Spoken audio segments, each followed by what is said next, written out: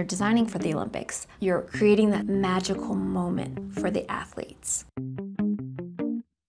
You want your hosting of the world to feel worthy. There are so many deliverables within the games. There are so many that if you start thinking of that up front, you will be paralyzed. All we could think of was, let's get everybody to great on a mark.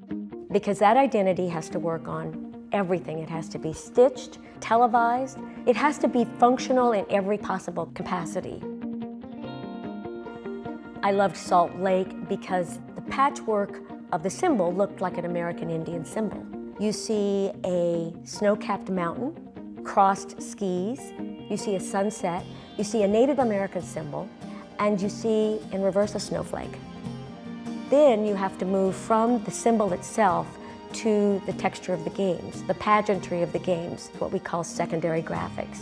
That secondary graphic should give you a moment in time where that Olympic took place. Thinking about what works well on camera, what's memorable, that's your roadmap to all these decision points that you make along the way. We ensured that wherever that camera was panning, that our graphics were a background to the athletes, the fans, or these festivities that were going on. A ski run, as an example, we couldn't necessarily cover the whole ski run, but we could maximize the view at the start gate. We could have a couple of key turns that we knew were on broadcast, and then obviously the corral where all the fans are. And so we really used broadcast to drive the design system.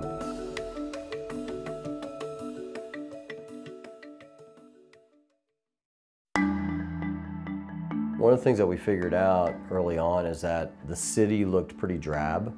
Other than like the Salt Lake Mormon Temple, it just didn't have nothing very interesting architecturally.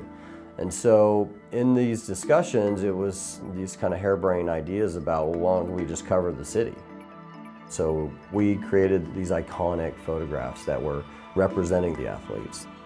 We had to have athletes that were physically in shape but weren't going to make it into the game, so they were like contenders but didn't make the cut. And we shot all of them either in studio for alpine events or on ice for ice events. So we had these heroic athletes in the background of our Olympic Medals Plaza where the primary broadcast shot was, and then that was all layered with the mountains in the background. So in scale, these 300-foot tall heroes against this mountain range, it looked kind of correct. It was pretty wild.